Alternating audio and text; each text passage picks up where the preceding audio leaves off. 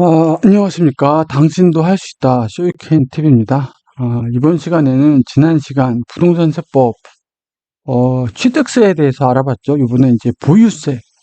예, 제 부동산을 보유하고 있으면 또 내야 되는 세금이 있는데, 보유세에 대해서 좀 알아볼까 합니다. 저도 공부를 좀 다시 하려는 느낌으로 좀 했고요. 보유세가 여러 개가 있죠. 여러 개가 있는데, 그 중에서 이제 가장 기본이 되는 재산세를 일단 보고, 좀 보시면서 할게요. 지난 시간에 요걸 했죠. 취득세를. 예. 근데 취득세를 다 알아보진 않았어요. 지금 취득세 여러 이슈들도 있더라고요. 취득세 감면 혜택도 있고, 그리고 지난 시간에 보니까 취득세와 관련된 취득세가 이제 지방세다 보니 있는데, 지방세에 부가세가 붙어요. 왜냐면 얘네가 지방이다 보니까 지방 세수잖아요. 이 취득세가. 그러다 보니까 여기 부가세도 좀 붙게 됩니다. 농어촌 특별세랑 지방교육세가 여기에 붙게 돼요. 얘 기준으로 부가세가 붙는 거죠. 예. 얘도 있고, 얘도. 예. 그래서 실제로 취득세를 내가 얼마 낸다, 3% 그때도 얘기했죠. 3% 낸다고 해도 더 붙어요. 3.3% 정도 붙는다고 보시면 돼요. 복병이죠. 0.5 얼마나 되겠냐 하는데, 취득세를 예를 들어서 뭐 5천만 원 낸다고 보세요. 그거 0.1천만 해도 장난 아닌 거예요. 예. 0.3%만 해도. 예. 그래도 그 뭐 이렇게 나오겠죠. 예. 예. 사무시고 0.3%. 그리고 오늘은 보유세 관련해 가지고 등록면허세도 있고 얘도 있는데 종부세 이슈죠 지금. 저 깜짝 놀랐어요. 그 기사 보고. 물론 정책적이고 정치적인 성향 발언은 좀 위험해서 별로 하고 싶진 않은데 부동산 개론에서 저희가 공부했잖아요. 세금의 귀차, 어떤 세법, 어떤 뭐 세금이 있을 경우에 그 효과가 있단 말이에요. 어떤 목적과 그런 효과로 이걸 세금을 만든 거란 말이에요. 근데 실제로 해당 목적과 이거에 어긋나서 실제 벌어지기도 하고, 이 세금으로 인해서 사람들의 어떤 양태나 행태들이 달라지기도 하거든요.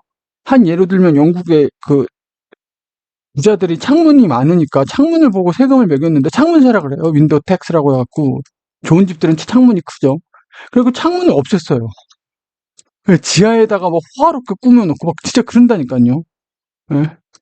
사람들이 그렇게 예상하지 못했던 그런 대응을 하게 되는 부분도 있고, 원래 어떤 정책적인 거나 그렇게 해서 세금을 이렇게 제정을 하게 되는데, 그래서 종부세도 처음에 취지로 나온 게 있겠죠?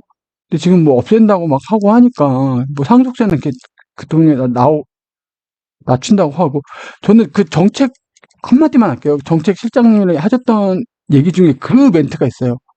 서울시 아파트 하나 정도 상속하는 거에 대해서 너무 과중하게 세금을 매길 수는 없다 이거였거든요. 서울시의 아파트 하나 정도 상속하는 거에 대해서 얼만데요? 그게 서울시 아파트 하나 정도가. 일반 서민은요, 꿈도 못 꾸는 가격이에요. 서울시의 아파트를 자기 자손한테 상속을 하나 정도 할 수 있을 정도면 물론 그 뭐 평생 모아오시나 뭐 이렇게 부모님이 아이한테 대학 들어간 아이한테 이제 뭐 상속을 할 때 이렇게 될 수도 있겠는데 옛날부터 이렇게 서울시 아파트가 얼만데요. 그거 하나 정도는 이제 저도 말을 아끼겠습니다. 얼른 본론으로 들어갈게요. 하고 싶은 말만.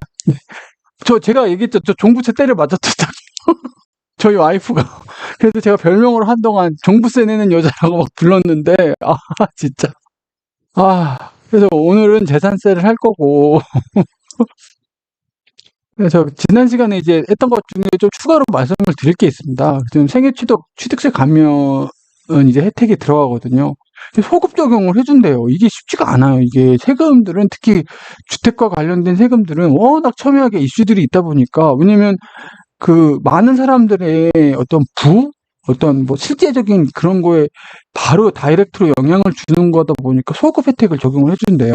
그리고 내년 12월 30일까지 생애 최초로 주택하는 경우에 한해서 적용이 되는 거예요. 얼마나 부동산 분양을 해야 되면, 지금 그것도 있죠. 지방에 그 미분양난 주택을 소유하면 주택수에 산입을 안 해줘요. 오죽하면. 지금 난리예요. 지금 이 부동산 이것 때문에. 왜냐면 워낙 민심이 안 좋고 하니까. 이러니까 저번에 말씀드렸죠. 주택법이 어떻게 돼요? 누더기 걸레가 되는 거예요. 뭔가 그 정책과 뭔가 이렇게 세금이라는 거는 심사숙고해서 만들고 해야 되는데 그때 막 이건 나중에 얘기할게요. 그리고 그때 얘기했듯이 이제 취득세를 내시면 0.2에서 0.해서 0.3% 정도 더 내신다고 보시면 돼요. 네. 3% 내시면 3%죠. 특별한 일 없으면 그 취득세가 3%예요. 근데 0.3% 정도 내시면 요거에 10% 정도 더 내신다고 보시면 돼요. 제가 타운하우스 지금 살고 있는데 이 타운하우스 들어올 때 취득세 얼마 냈는지 아세요? 8.8% 냈어요. 8.8%. 이 8% 뭐죠? 다주택자일 때죠. 자, 타운하우스 들어가요. 원래 있던 아파트 있죠? 얘 있는데 얘한테 넘어올 때 얘 들어갈 때 취득할 때 얘의 소유권을 가지고 있었어요.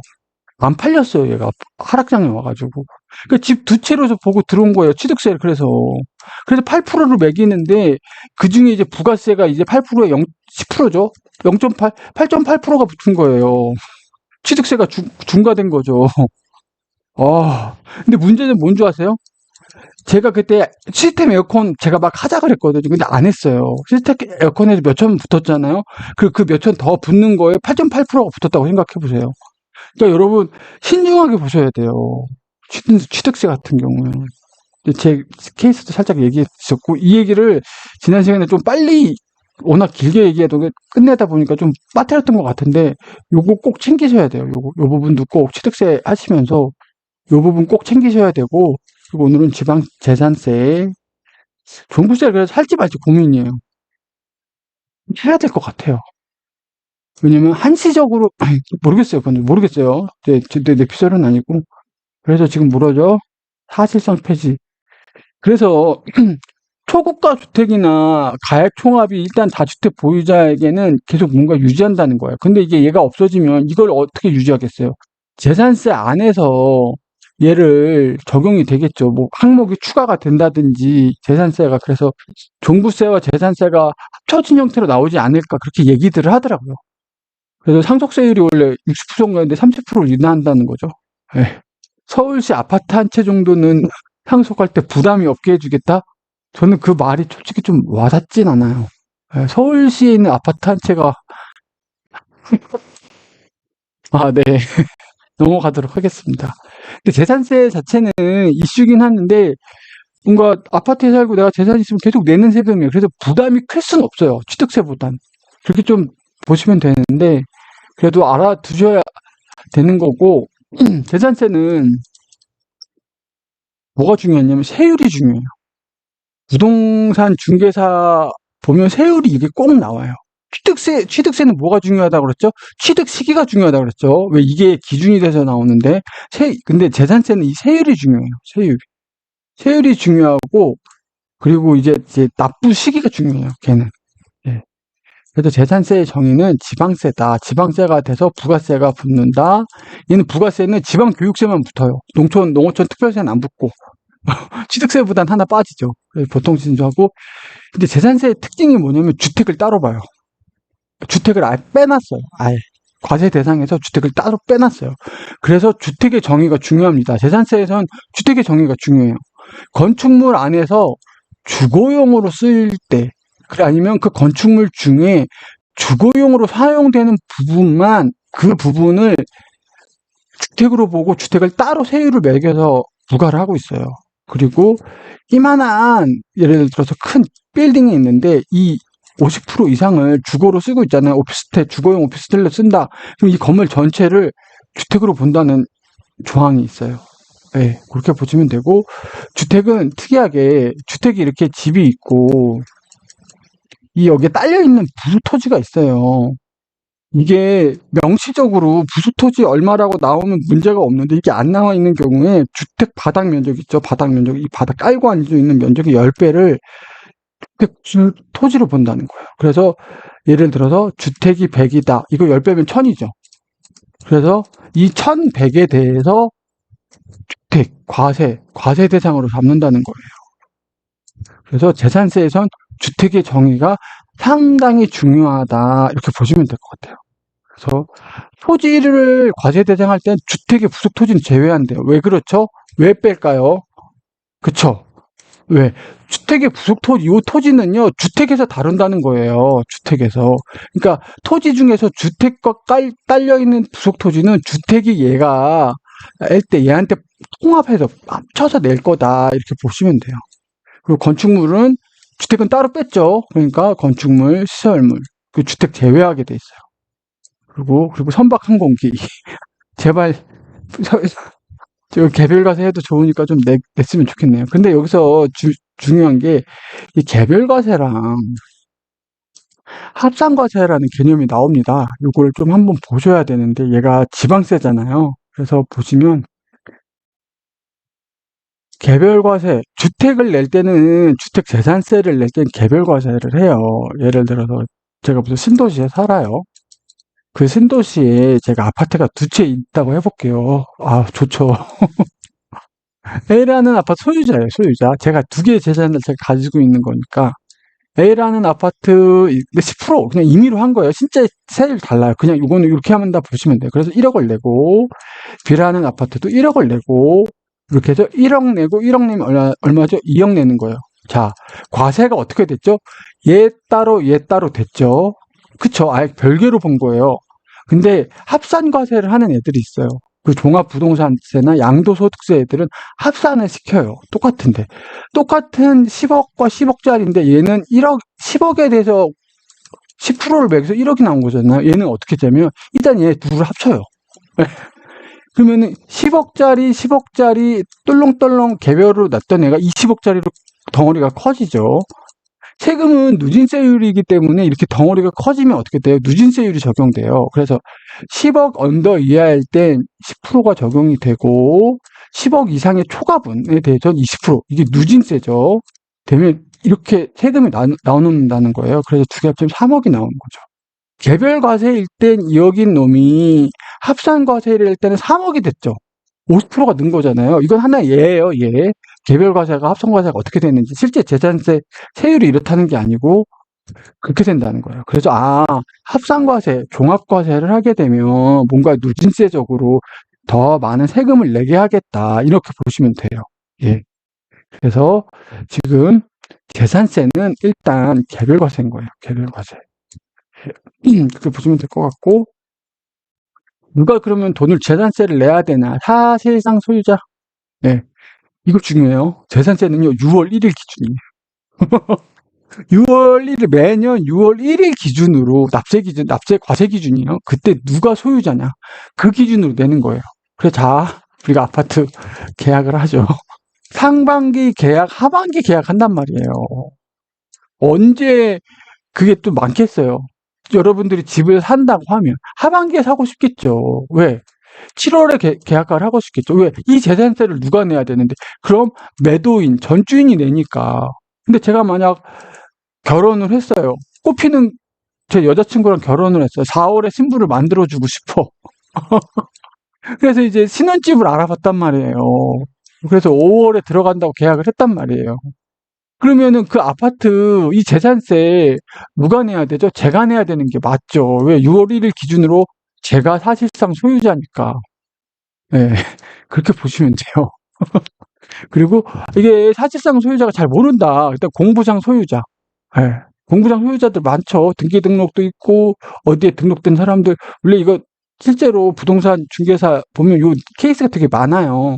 근데 저희는 그냥 재산세가 뭔지 기본적인 건 개념을 아는 입장에서는 그렇게까지 알 필요는 없고 이렇게 6월 1일 요 날짜 정도 꼭 기억해 주시면 좋아요. 네, 실제로 여러분들이 부동산 거래를 하거나 할 때 되도록이면 하반기 물론 그렇다고 해서 하반기에 대해서 막 아파트 가격이 계속 오르고 있어요.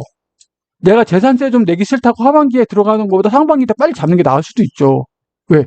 불장일 때는 얘가 몇 개월에도 몇 프로씩 오른단 말이에요. 그때는 금매 나오거나 뭐 했을 때 빨리 들어가는 게 나아요. 설령 이 재산세를 문다고 하더라도 무조건 야 하반기 꼭 들어가자 이게 아니고 그건 또 보셔야 돼요. 예. 그리고 여기 중요한 거 주택은 뭐라고 그랬죠?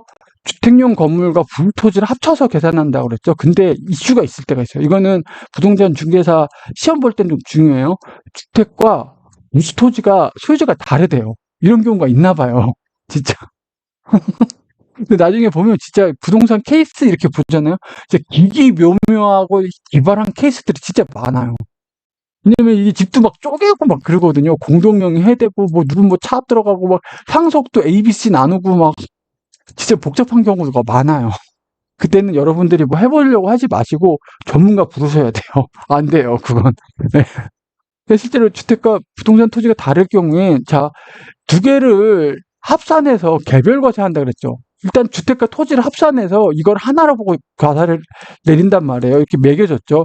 소유자가 다르죠. 그러면은 이거를 안분을 시켜주는 거예요. 산출세액을 어떻게?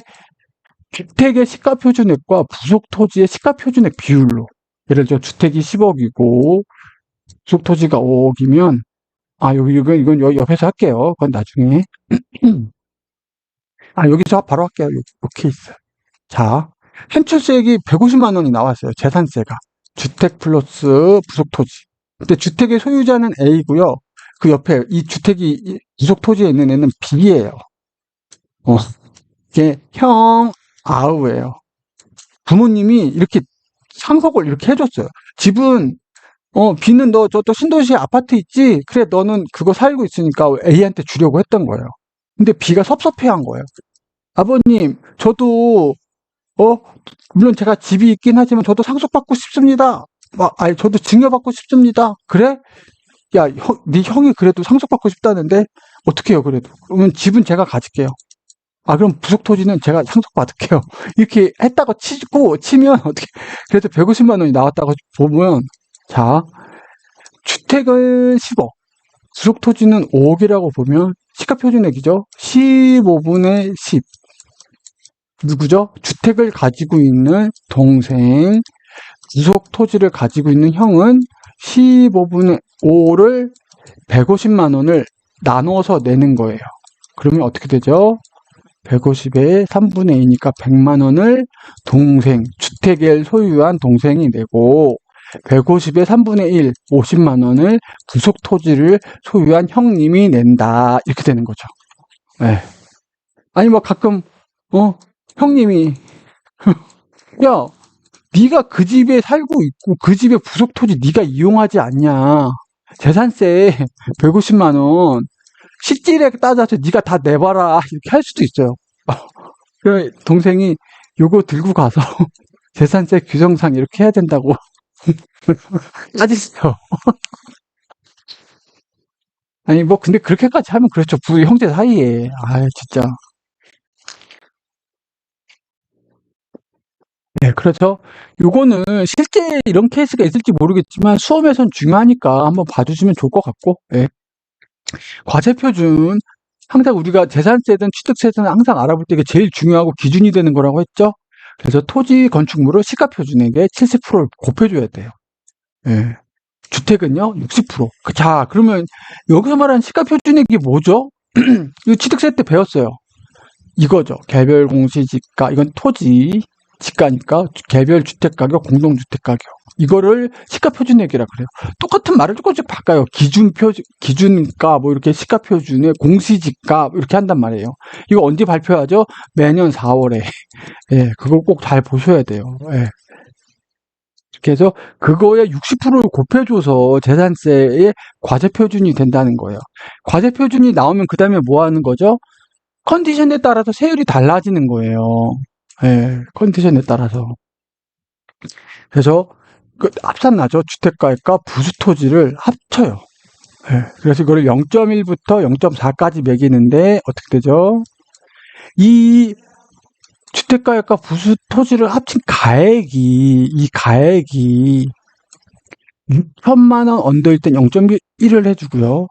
1.5억 이하일 때 6천만 원 이상 1.5억일 때 0.15, 3억 원 이하 1.5억 이상일 땐 0.25, 3억 초과일 때 0.4. 그러니까 3단계 추가 누진세거든요. 예. 그럼 어떻게 되냐면 3억이면 3억 나오고 0.4를 곱해요.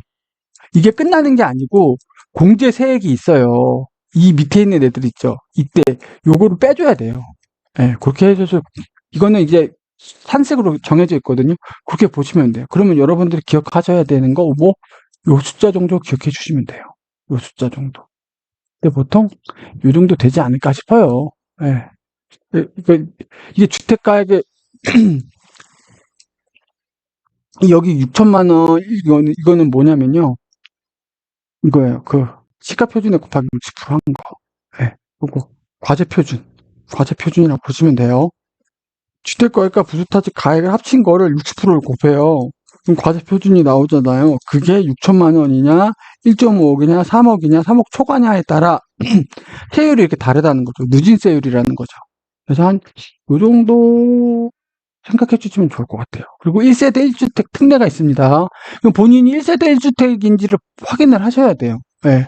그리고 그 시가 표준에 9억 이하일 때 얘한테 0.5 빠진다고 보면 돼요. 0.05, 0.21, 0.2, 0.35죠? 0.05 빼주시면 돼요. 위아래. 같이 기억해 주시면 좋습니다. 우리는 주택이 제일 중요하기 때문에, 그리고 이렇게 보시면 되고, 주택은, 토지는 또, 토지가, 이게 재산세에서 토지가 좀 이슈긴 해요. 복잡해요, 얘가 조금. 토지가. 토지가 좀 복잡해요. 그래서, 나는 주택 아파트 말고 난 토지를 되게 투자를 많이 한다. 그런 분들은 이거 꼭 보셔야 돼요. 저거 아는 옆집 형이 있다 그랬죠? 그 형 토지도 가지고 있어요. 솔직히 신도시는 솔직히 말씀드릴게요. 신도시는 기회의 땅이거든요. 드라마틱하게 오르는 그런 이슈가 있어요. 입지 조건에 헐헐님이 그러셨죠. 이런 이슈 잘 챙기셔야 된다. 그러니까 상급지로 계속 갈아타기를 잘하는 것도 중요한데 그 와중에 신도시라든지 약간 드라마틱하게 오를 수 있는 애들이 있어요. 그런 호재는 잘 챙기고 해줘야 된다고 말씀을 주셨잖아요. 그런데 저 아는 옆집 형은 그 몇십억 자산가 있다는 그 형도 집이 한 세네 채 있고 월세 친다는 그 형도 토지도 있어요, 토지. 아마 요번에는 토지 안 했는데 신도시 초창기 막 저랑 같이 여기 입주했을 땐 토지도 있었어요. 토지. 근데 되게 웃긴 게 뭔지 아세요? 본인이 토지했던 A라는 토지를 투자했는데 그 옆에 그 공터 있어요. 여기 이제 상가가 들어서고 빌딩이 들어서면 얘 가격이 엄청 오르는 거거든요. 신도시들 보면 아파트만 덩그렇게 있단 말이에요. 근데 이게 신도시가 좀 무르익고 좀 지나가잖아요. 그럼 여기 막 상가들이 생겨요. 이 공터 같은데. 알잖아요. 여기 막 나중에 막 배추 심고 있던 애들이 갑자기 건물 서는 거. 그런 땅들. 네, 그럼 얘가 가치가 오른단 말이에요. 근데 옆에 개콘 출신 개그맨 누가 이거 땅 소유주라는 거예요. 깜짝 놀랐어요. 네. 그 은근히 보면 하물며 그런 연예인들도 그렇게 땅 그렇게 하는데 막 이름 있는 연예인들은 얼마나 그 건물 투자 강남 얼마나 많이 하겠어요. 예, 그런 거죠. 예, 그렇다고요. 대한민국은 진짜 부동산의 공화국인 것 같습니다. 다 부동산이에요. 요즘 MZ 세대들도 그렇죠. 뭐 주식도 하고 부산 부동산도 하고. 예. 또 잠깐 샜네요. 예, 중과세율 건축물. 예, 이런 애들한테 세율을 좀 세게 때린다는 거예요. 과밀 억제 권역에 신설하거나 증설한다. 요거 시험에 좀 나올 수 있어요. 5년간 0.25에 5배. 건축물 뭐죠? 0.25배죠. 0.25% 걸 5배를 중과세한다는 거예요. 건축물. 이거 주택 아니에요. 이거 주택 아니고 요거예요, 요거. 상업용 건축물. 그렇게 보시면 될 것 같고. 그래서 개별과세 이렇게 해봤고, 이거 왜 중요하냐면, 그리고 토지 재산세. 재산세에서 토지가 중요해요. 아까 얘기했듯이 말씀 중에 좀 끊겼는데, 토지를 내가 좀 투자를 하고 싶은 분들은 요 토지 재산세를 잘 보셔야 돼요. 총 4개로 해요. 총 크게는 2개로 나와요. 분리, 합산. 자, 분리는 높은 놈 분리하고 굉장히 낮은 놈 분리를 해줘요. 높은 놈은 뭐죠? 이런 애들. 골프장. 이런 거 좀 잊고 싶어요. 4% 내도 좋아요. 좀 잊고 싶어요, 저. 4% 내고 싶어요, 저. 얘는 너무나 약간 사치성이다. 너 따로 내. 이렇게 되는 거죠. 저율. 공장 용지. 공장이, 그러니까 이런 과밀 번역 말고, 이런 관일 번역에 들어가는 공장 말고요. 저쪽 사람들 없고, 그런 데 있는 공장이 세워지는 건 뭐예요? 고용 창출 나고 좋은 거잖아요. 사람들한테 월급 주고 생산을 하는 거니까 좀 싸게 해준다는 거예요. 그리고 농지, 옥장용지, 임야 이런 거 좀 싸게 해준다는 거예요.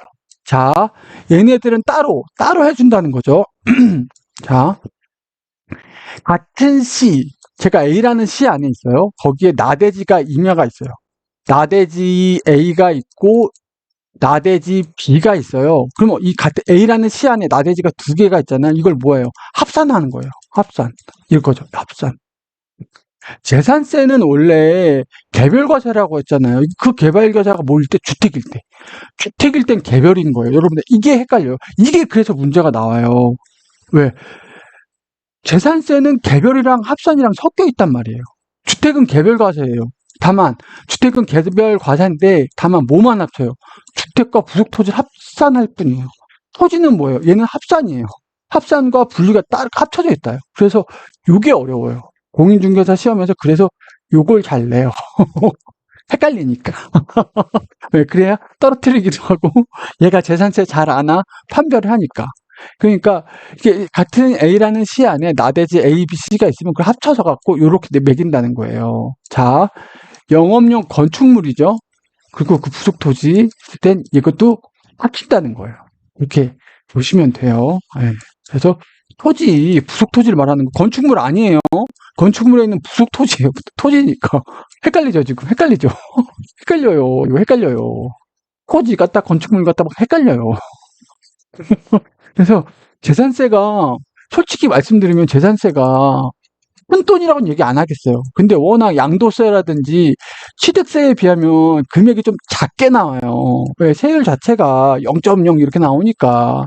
물론 그것도 뭐 1년에 한 번 내고 1년에 분납하면 두 번 내는데 그것도 뭐 작은 돈은 아니죠. 자동차 보험료급으로 이렇게 일상적인 돈이라고 생각을 해서 약간 금액의 크기로만 보면 뭐 취득세나 양도세에 비해 작는데 시험 관점으로 보면 은근히 이렇게 조금 외워야 될 게 조금 많아요.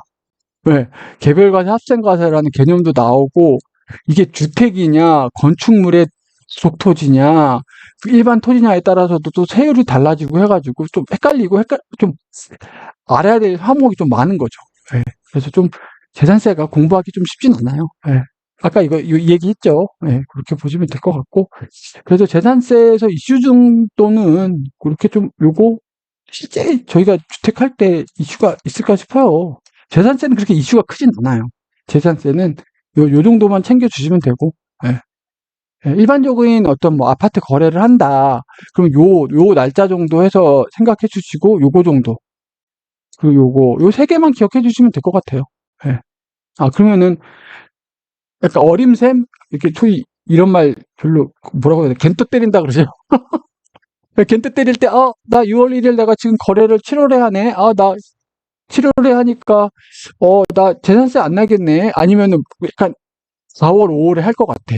그러면은 전략적으로 여러분들이 거래 일자를 좀 약간 뒤로 좀 미루세요. 예. 그러면은 집주인도 그걸 알아요. 요놈이 재산세 안 내려고 하는구나. 알아요. 아는데 뭔가 집주인이 급매로 내가야 되고 꼭 해야 될 것 같은 하락장이야.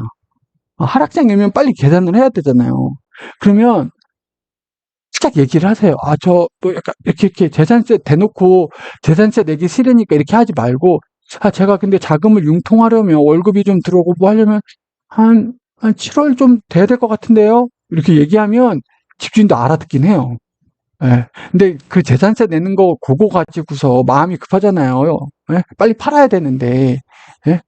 자기는 지금 그거 안 팔아가지고 지금 대출금이 얼마가 있구만 월 막 100, 200씩 날 수도 있는데 그거에 비하면 재산세 한 번 더 내는 건 뭐 큰 문제가 아닐 수도 있으니까 그렇게 좀 운용의 묘 그렇게 해주시면 좋을 것 같아요. 그리고 날짜 기억해 주시고 60% 한다는 거 그거 매년 4월에 나오는 요거 시가표준액 보시고 그리고 요거 근데 많은 부분이 0.4%일 것 같아요. 왜 과표표준이 시가표준액의 60% 곱하는데 이 정도 되지 않을까. 예. 그리고 요렇게 예, 이렇게 보시면 될 것 같아요. 예. 실제 거래에선 재산세는 그렇게 큰 이슈는 없을 것 같다. 토지가 조금 복잡하고요. 예, 토지 투자하시는 분들은 좀 잘 봐주시고. 그래서 여러분들 토지를 만약 이런 얘기 해도 되나? 토지를 투자한다 그러면 얘가 A라는 시에서 태어났어요. 그럼 제가 A라는 시를 잘 알잖아요. 땅을 잘 안단 말이에요. 그럼 A, B, C 이렇게 하지 마시고 저쪽 경기도에 하나 저쪽 부산에 이런 말 드려서 죄송해요. 토지 할 때 토지 죄송해요. 이런 얘기하면 안 되는데 아, 왜 합산과세니까. 이 나대지이면. 합산과세니까요. 그러니까 합산을 안 시키면 되잖아요. 그러니까 저쪽 시가 다르게 들어가면. 합산이 안 되면 누진 세율이 낮아지겠죠. 예. 그건 제가 이렇게 얘기하지 않아도 투자 감각이 있으신 분은 다 아실 거예요. 예. 항상 중요하죠. 현실적으로 뭐가 중요하죠? 부가징수 중요해요. 예. 그래서 매년 6월 1일 기준으로 이렇게 되고 납기 토지는 요때. 근데 토지도 그리고 주택은 분납을 해요. 두 번에 대해서. 예, 7월 말로 보시면 돼요. 7월 말. 9월 말. 7월에 한 번, 9월에 한 번 낸다. 홀수. 6월 1일 기준의 소유자 기준으로 이렇게 낸다 보시면 돼요. 그래서 아마 어릴 때 자가 있었던 분은 막 부모님들이 재산세 언제 내고 막 그 어머님이 아버님한테 그러잖아. 여보, 재산세 냈어? 7월 말까지야. 놓치면 안 돼. 그런단 말이에요. 왜 놓치면 또 가산세 내니까. 예. 그런 얘기 아마 어렴풋이 기억나실 수도 있으실 것 같아요. 예. 그리고 20만 원 이하일 때는 그냥 7월에 한 번에 내는 걸로. 예. 그 금액이 크진 않아요. 예. 재산세는 그렇게 크게. 예. 그 납기 계획이 5일 전까지 납세 고지 지자재책 발급하는 이거 왜 했냐면 이게 시험에 나와요. 요 기간이. 예. 시험에 되게 그렇게 나와요. 짜치인데 이런 게 나와요. 예. 그 물납을 할 수가 있어요. 1,000만 원이 물납해도 좋으니까 이것 좀 해보고 싶다. 아니, 재산세가 1,000만 원 이상 나오려면 도대체 얼마짜리를 갖고 있어야 되는 거예요? 얼마의 재산을 가지고 있어야 되는 거예요? 얼마의 재산을. 네? 근데 그 관할구역 부동산의 물납으로 허용이 가능한데요. 근데 여기서 시험 문제 뭐가 나오냐면, 관할구역 부동산의 물납이면 이 부동산의 가치가 있을 거 아니야, 있잖아요. 그럼 이 부동산 가치의 한정 기준일이 나와요. 뒤에 이제 기출문제 보시면 그럼 언제냐? 납부할 때 시세냐? 아니에요. 요거. 24, 지금 올해죠. 6월 1일일 때의 시가로 해주는 거예요. 시가. 그때의 기준으로. 네. 납부가 성립됐도 그때의 기준으로 하는 거지. 이게 예를 들어서 분납하는 그 날짜, 그건 아니라는 거죠. 네. 그렇게 보시면 되고, 250만 원 넘어가면 분납을 가능하다. 이 250도 재산세 250이면 많이 내는 거죠. 부자예요. 좀 내보고 싶네요. 그래갖고 비과세 이거 솔직히 재산세에서 비과세를 받기가 굉장히 어려워요. 원래 비과세는 굉장히 어려운데, 그러니까 뭔가 국가 지자체랑 뭔가 연계가 돼 있어야 돼요. 국가 지자체가 소유한 건데 거기다 재산세 내는 거 웃긴 거죠. 그 왼쪽 주머니에서 오른쪽 주머니 넣는 거죠. 그럼 비효율적인 걸 할 필요가 없죠. 낼 필요가 없고. 국가 지자체가 공용으로 사용하는 재산이에요. 예. 예를 들어 A라는 애가 재산이에요. 이렇게 건물을 졌어요. 이 건물을 국가 지자체가 사용을 해요. 그럼 이거 재산세 내라고 할 수 있어요? 없죠. 왜? 국가가 이용하니까. 근데 국가가 이용하는데 이 건물주한테 유상으로 내리기 있죠. 임대료 월 1,000씩. 그때는 재산세 매긴다는 거예요. 아니, 국가가 가지고 있다가 얘한테 유상으로 이전하기로 했대요. 계약을 해서. 예를 기부 채납 있죠? 그 부동산 학개론에서 배웠잖아요. 유상으로 내가 국가가 좀 이용을 하다가 10년 후에 너한테 10억 주고 뭐 이렇게 넘기겠다. 그러면 유상으로 넘기는 거잖아. 그땐 재산세 매긴다는 거예요. 네. 국가가 꽁으로 장사하지 않겠다. 그런 느낌이죠. 모델하우스 1년 미만이죠. 그때 안 내고. 그리고 철거명령 나온 거. 네. 그리고 이런 거.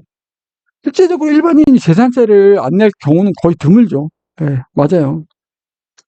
취득세 같은 경우에는 지난 시간에 뭐 그런 거 있었죠. 뭐 하는 것도 있고, 지금 세계 최초 취득세 감면 혜택, 그런 거 이제 해당하시는 분들은 자기가 해당되는지 꼭 한번 챙겨보셔야 될 것 같아요. 예. 왜 내년 말까지니까, 내년 연말까지죠.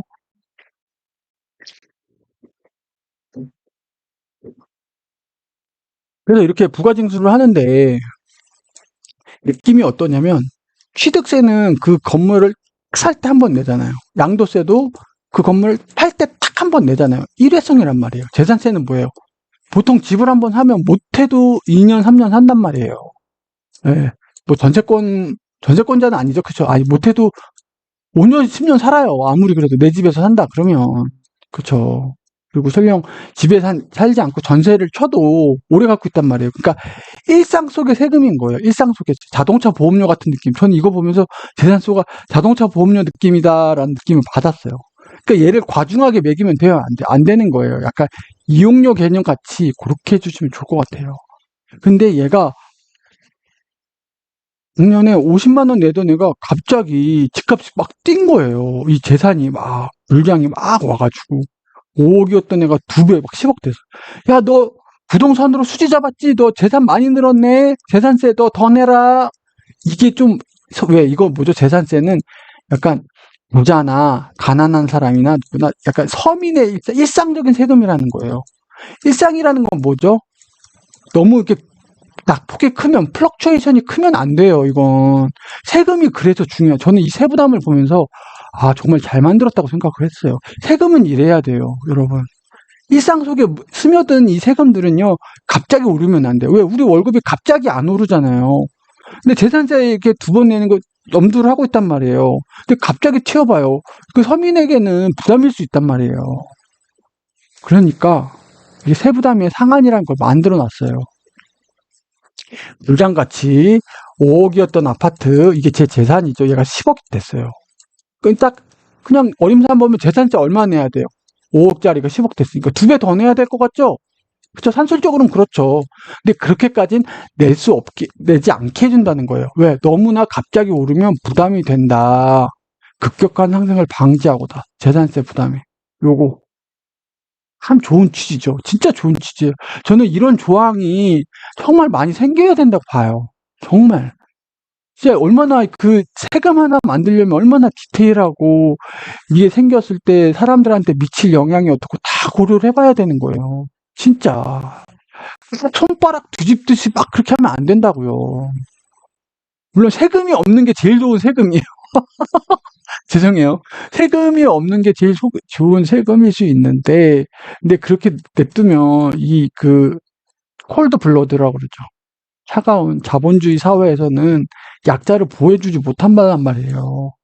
그래서 사회보장제도가 필요하고 사회복지정책이 필요하고 인프라가 필요하다 보니까 이거에 대한 재원을 만들기 필요해서 세수가 필요한 거 세금이 필요한 거거든요.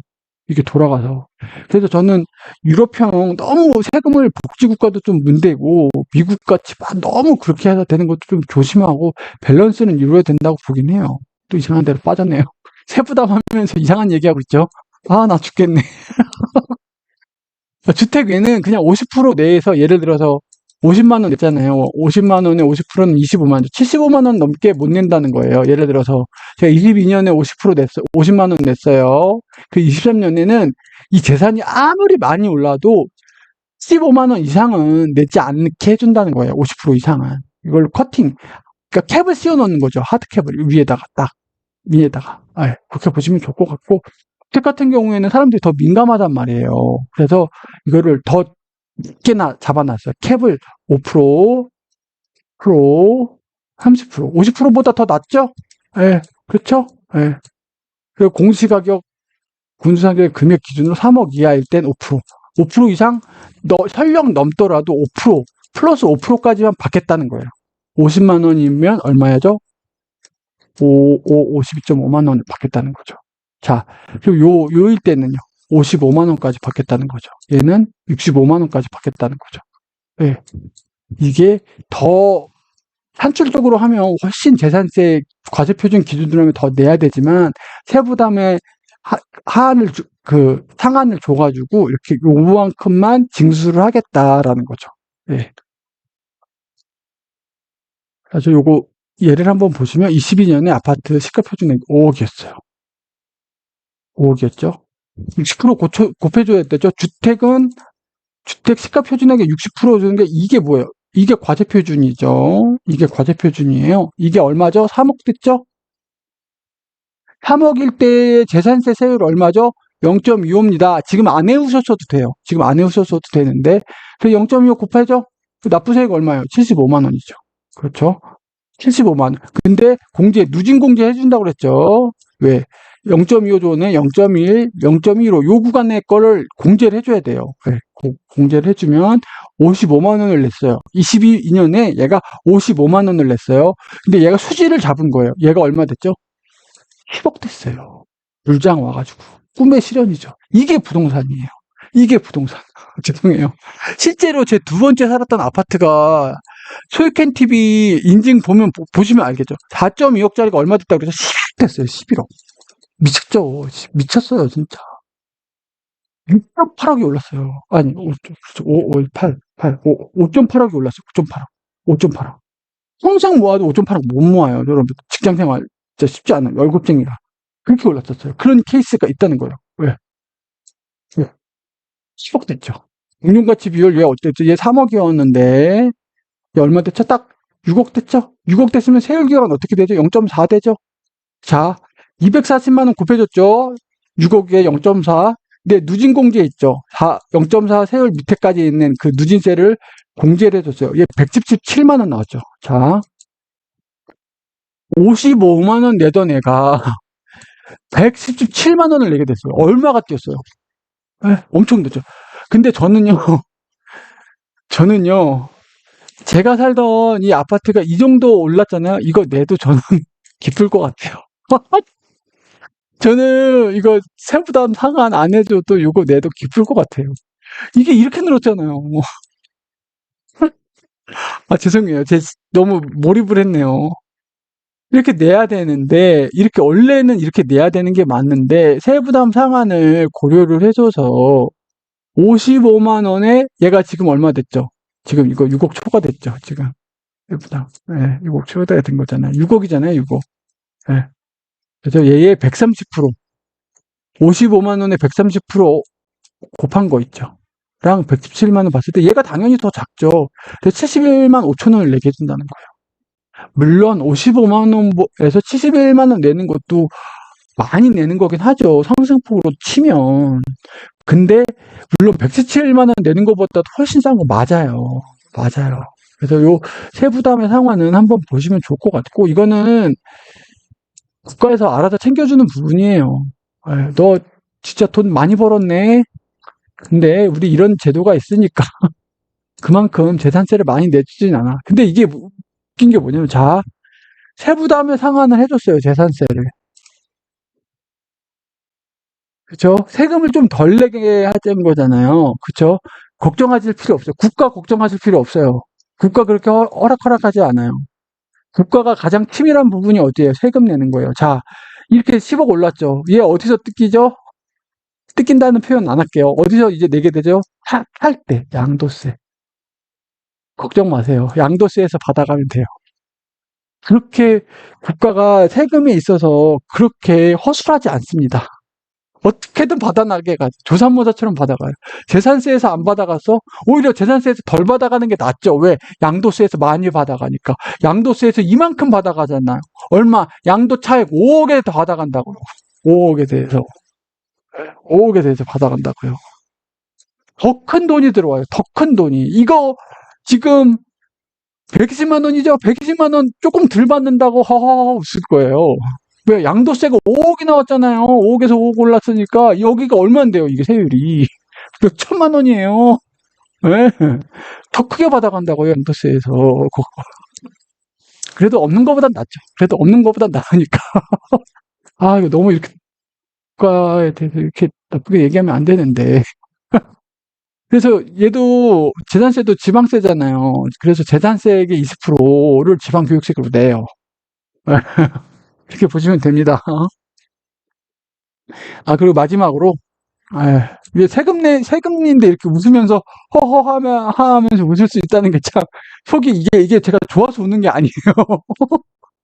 좋아서 웃는 게 아니라 조금 어이없기도 하고, 그래서 웃는 거고. 그러니까 그래도 부동산 중개사 시험 보실 때 거의 한 두 문제씩은 꼭 나와요. 취득세 두 문제, 재산세 두 문제 정도. 네. 취득세는 등록면허세랑 엮어서도 같이 내고, 그리고 보시면 아시겠지만 이런 식으로 많이 내요. 이렇게 종합 문제라 그러거든요.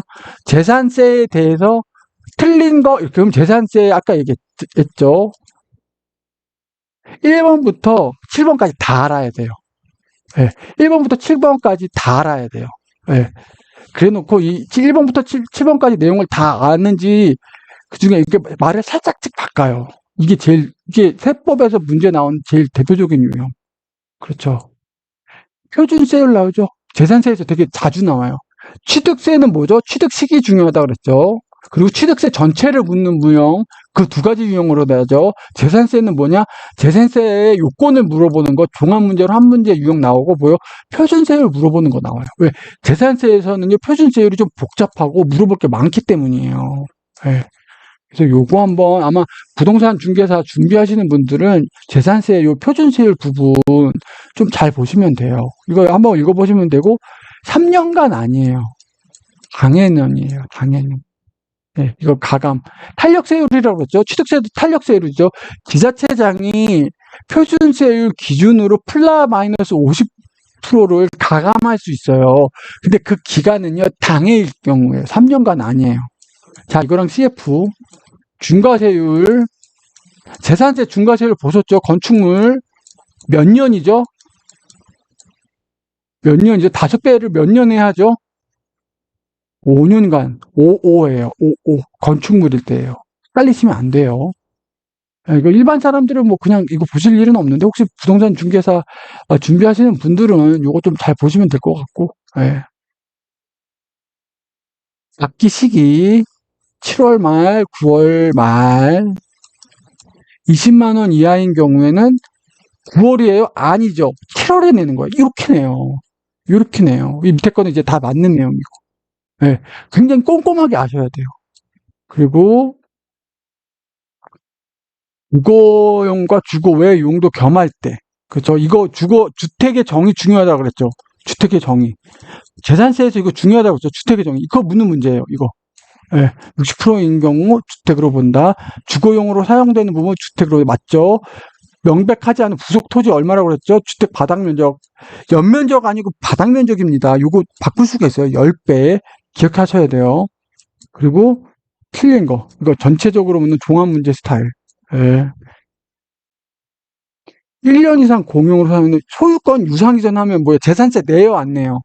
재산세 내야 되는 거예요. 소유권 유상 이전 한다고 했으니까. 재산세 물납 신청이죠. 이거 중요해요. 허가하는 경우 물납 허가는 가액. 물납의 가액은 언제? 현재의 시가 아니죠. 이거 아니죠. 과세 표준 6월 1일 그 기준의 부동산 그거는 거예요. 요거 어려웠어요. 이거 꼭 알아두시면 될 것 같아요. 그래서 이거는 재산세에서 부동산 중개사 재산세에서 문제가 추재가 된다 하면 요 유형으로 많이 나온다. 일단 재산세 요건 전체적으로 아는 것도 중요한데 주택의 정의 이거 과세 표준세율 다른 데도 중요한데 표준세율 중요하죠. 중요하고 그리고 주택의 정의 나왔죠. 그리고 물납과 납부 시기 6월 1일 이게 분납이거든요. 분납 요거 물납 분납 재산세에서 요게 포인트니까 꼭 한번 기억을 해주시면 좋을 것 같아요.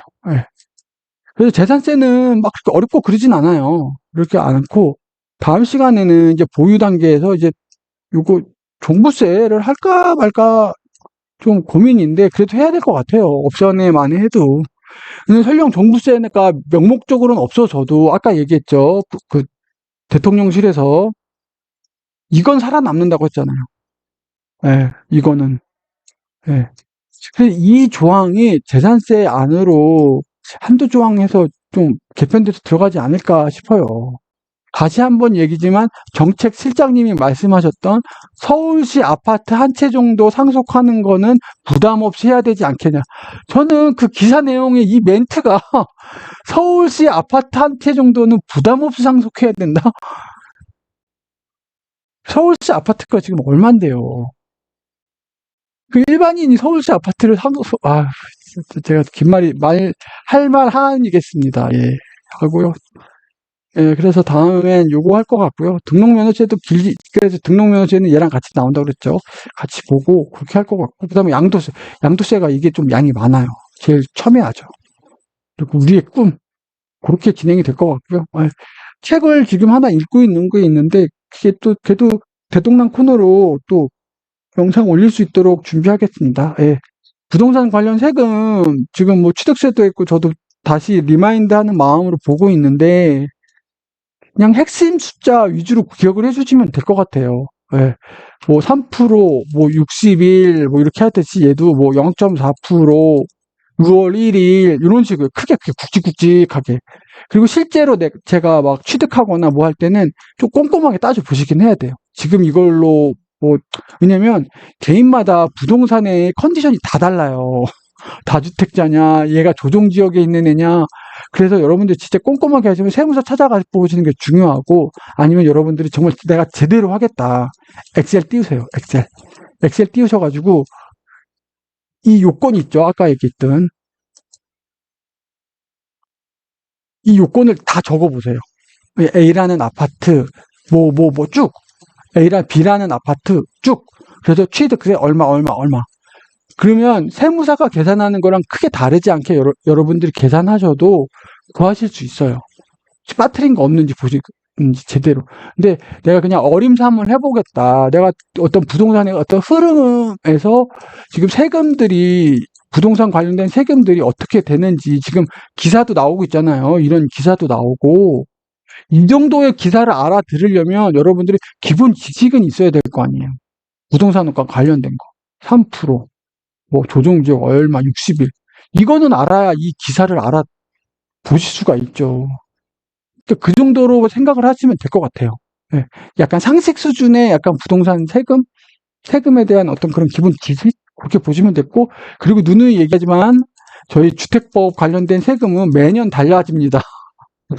그래서 계속 보시고 관심 말고 캐치업 하셔야 돼요. 저도 그래야 되고, 저도 오랜만에 보고 있는데 옛날 기억도 좀 나고, 예. 그렇게 보시면 될 것 같습니다. 예. 긴 시간 시청해 주셔서 감사합니다. 세금을 많이 내도 좋으니까 세금 낼 일이 전 많았으면 좋겠어요. 부동산 투자를 많이 하시는 분들은 그만큼 세금을 많이 내세요. 예, 부동산 투자를 많이 하시는 분들은 세금에 대해서 막 LTV 그런 정책 민감해지실 수밖에 없거든요. 금리 어쩔 수가 없어요. 부동산 투자를 우리가 하기로 마음을 먹고 그 길을 가시면 이런 뭐 금리, LTV, DTR 이런 뭐 취득세, 뭐 조정지역 이런 거 있죠. 계속 캐치업하시고 이거에 대한 개념을 딱 잡아 놓으셔야 돼요. 예. 그랬으면 좋겠습니다. 예.